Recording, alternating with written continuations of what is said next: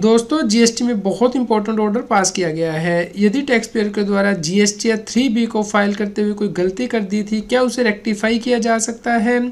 जब जो पीरियड है रेक्टिफिकेशन करने का वो ऑलरेडी ओवर हो चुका है। तो इसके ऊपर बहुत इंपॉर्टेंट जजमेंट दी गई है। दोस्तों इससे पहले कि हम ये जजमेंट डिस्कस करें, यदि अभी तक आपने इस चैनल को सब्सक्राइब नहीं किया है तो जल्दी से सब्सक्राइब कर लीजिए और नोटिफिकेशन बेल भी प्रेस कर दीजिए ताकि आपको रेगुलर जीएसटी के अपडेट मिलते रहें। दोस्तों केस के फैक्ट इस प्रकार हैं। टैक्स पेयर के द्वारा फाइनेंशियल ईयर 17-18 के लिए जीएसटी की रिटर्न फाइल की गई, जिसके बाद के जीएसटी डिपार्टमेंट के द्वारा ऑडिट में केस सेलेक्ट किया गया। जब टैक्स पेयर के द्वारा बुक्स प्रोड्यूस की गई तो उसमें निकल के सामने आया कि टैक्स पेयर ने जो जीएसटी 3B फाइल की है उसमें जो आईटीसी क्लेम किया है वो गलत कॉलम के अंदर क्लेम कर लिया है। यानी कि इंपोर्ट से रिलेटेड जो आईजीएसटी था वो उसने कॉलम 4A क्लोज 1 के अंतर्गत दिखाने के बजाय कॉलम 4A सब क्लोज 5 के अंतर्गत दिखा दिया था। यानी कि लोकल आईजीएसटी दिखा दिया था और लोकल सीजीएसटी और एसजीएसटी दिखा दिया था। दोस्तों जैसे कि आप यहाँ पे देख सकते हैं जीएसटी 3B का जो फॉर्मेट होता है वहाँ पे आप एलिजिबल आईटीसी जो एंटर करती हैं, इंपोर्ट ऑफ गुड्स से रिलेटेड जो आईटीसी होता है वो आपको यहाँ पे टेबल 4A क्लोज 1 के अंतर्गत एंटर करना होता है और ऑल अदर आईटीसी आपको टेबल 4A 5 के अंतर्गत एंटर करना होता है। तो यहाँ पे टैक्स पेयर ने मिस्टेक कर दी थी, यानी कि जो अमाउंट यहाँ पे आना था 4A क्लोज 1 के अंतर्गत वो उसने गलती से यहाँ पे 4A 5 के अंतर्गत दिखा दिया था, जिसकी वजह से कि उसके जीएसटी 3B और जीएसटी 2A में मिसमैच आ गया था। तो अब टैक्स पेयर इसे ठीक करना चाहता है, लेकिन अब इसको जो करेक्शन करने का टाइम पीरियड है वो ख़त्म हो चुका है जीएसटी 3B का फाइनेंशियल 17-18 का, जिसकी वजह से कि जीएसटी डिपार्टमेंट के द्वारा नोटिस इशू किया गया कि जो ये आईटीसी क्लेम किया गया है टैक्स पेयर के द्वारा ये उसे डिसअलाउ किया जाएगा।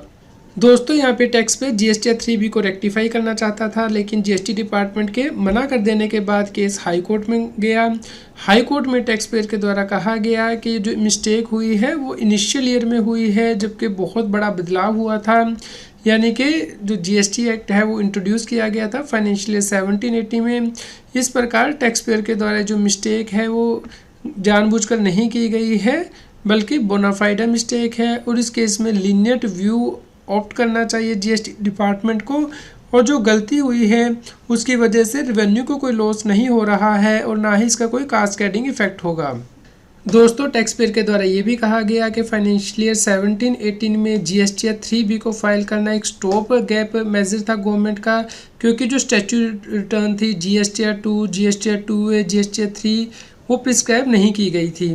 जिसकी वजह से कि जो ऑटो पॉपुलेशन था जीएसटी 3B में वो नहीं आ रहा था। टैक्स पेयर के द्वारा कहा गया कि जीएसटी 3B में जो फिगर है जीएसटी 2B से जो ऑटोमेटिकली आती हैं वो 4 सितंबर 2020 से ही आनी स्टार्ट हुई है। उससे पहले जो टैक्स पेयर था उसे मैनुअली एंट्री जीएसटी 3B में करनी होती थी जीएसटी पोर्टल पे, और बहुत सी टेक्निकल और इलेक्ट्रॉनिक ग्लिचेस भी थे।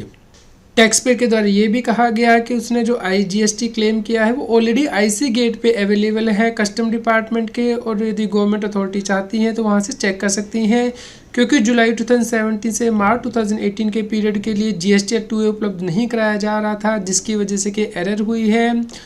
और इस केस में जीएसटी डिपार्टमेंट को सिर्फ रिटर्न ही नहीं देखनी है जो कि टैक्स पेयर ने फाइल की है, बल्कि एक होलिस्टिक व्यू लेना है और दूसरे जो अकाउंट बुक्स या स्टैट्यूटरी फॉर्म अवेलेबल हैं जैसे कि आईसी गेट एक्स्ट्रा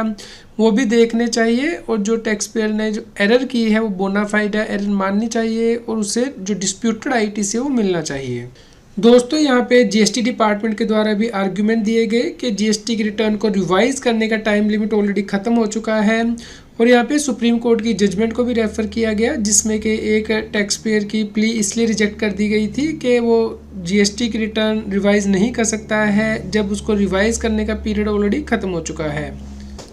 इस केस में हाई कोर्ट के द्वारा देखा गया कि जब जीएसटी 2017 में स्टार्ट किया गया था तो एक बहुत बड़ा बदलाव था इनडायरेक्ट टैक्स रेजिम में। बहुत से फॉर्मेट जो है वो रिलीज़ किए गए और डीलर से एक्सपेक्ट किया जा रहा था कि वो नए सिस्टम से एडजस्ट होने के लिए रीजनेबल टाइम लें। तो इस केस में जो टैक्स पेयर ने गलती से जीएसटी 3B के गलत कॉलम में आईटीसी एंटर कर दिया था, ये फर्स्ट ईयर था जीएसटी की इंट्रोडक्शन का, और इसके लिए टैक्स पेयर ने रिटर्न्स भी सबमिट की हैं, जिससे कि क्लियरली पता लगता है कि जो गलती हुई है वो अनजाने में हुई है, जानबूझ के नहीं की गई है। दोस्तों यहाँ पे हाई कोर्ट ने सुप्रीम कोर्ट की जजमेंट को भी रेफर किया, जहाँ पे कि सुप्रीम कोर्ट ने टैक्स पेयर को जीएसटी की रिटर्न रिवाइज करने से मना कर दिया था जब टाइम पीरियड ख़त्म हो चुका है। हाई कोर्ट के द्वारा कहा गया कि जो प्रेजेंट केस के इफेक्ट हैं वो बिल्कुल डिफरेंट है, क्योंकि इसमें कोई कास्केडिंग इफेक्ट इन्वॉल्व नहीं है जो कि जीएसटी की सप्लाई चेन को इफेक्ट करे। यहाँ पे टैक्स पेयर सिर्फ अपने आईटीसी को शिफ्ट करना चाहता है एक कॉलम से दूसरे कॉलम में, जो कि जीएसटी डिपार्टमेंट भी डिस्प्यूट नहीं कर रहा है। हाई कोर्ट का द्वारा ये भी कहा गया कि प्रेजेंट केस में जीएसटी डिपार्टमेंट आईटीसी को देने से मना कर रहा है, जबकि जो सुप्रीम कोर्ट की जजमेंट थी उसमें आईटीसी की अवेलमेंट को पोस्टपोन किया गया था, इसलिए उस जजमेंट पर रिलाई नहीं किया जा सकता है। इसलिए हाई कोर्ट के द्वारा कहा गया कि यहाँ पे ब्लिंकर्ड व्यू नहीं लिया जा सकता है जीएसटी अथॉरिटी के द्वारा जब टैक्स पेयर की टैक्स लाइबिलिटी को एडजुडिकेट किया जा रहा है। इसलिए प्रेजेंट केस में क्योंकि जो जीएसटी 2A है रेलेवेंट टैक्स पीरियड के लिए वो उपलब्ध नहीं कराया गया था, इसलिए यहाँ पे जीएसटी अथॉरिटीज़ को आईसी गेट पोर्टल पे जो फिगर उपलब्ध है आईजीएसटी की उसे देखना चाहिए, लेकिन यहाँ पे जीएसटी डिपार्टमेंट जानबूझ के सिलेक्टिवली इग्नोर कर रहा है उस अमाउंट को। इस प्रकार ये पिटिशनर का क्लेम बिल्कुल सही है कि वो आईटीसी जो है वो क्लेम कर सकता है। तो दोस्तों यहाँ पे हाई कोर्ट के द्वारा अलाउ किया गया कि टैक्स पेयर जीएसटी 3B की रिटर्न जुलाई 2017 और मार्च 2018 के पीरियड के लिए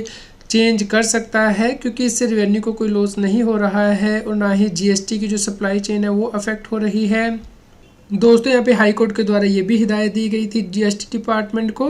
कि टैक्स पेयर को अलाउ किया जाए कि वो एक करेक्शन ऑनलाइन कर सके, और इसके लिए जो जीएसटी पोर्टल है उसे रीओपन किया जाए, और यदि किसी टेक्निकल ग्लिच या डिफेक्ट की वजह से पॉसिबल नहीं है कि करेक्शन ऑनलाइन की जा सके तो उस केस में टैक्स पेयर को अलाउ किया जाए कि वो ये करेक्शन मैनुअली और फिजिकली कर पाए।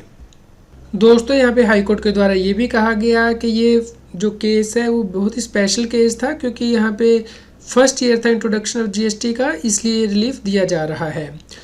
दोस्तों ये केस बहुत ज़्यादा इंपॉर्टेंट हो जाता है। यदि आपसे भी कोई ऐसी गलती हो गई है जो कि आपने जानबूझ के नहीं की है तो उस केस में आप इस प्रकार की जजमेंट से हेल्प ले सकते हैं। आप इसे डाउनलोड कर सकते हैं, इसका लिंक इस न्यूज़ की वीडियो डिस्क्रिप्शन में दिया गया है।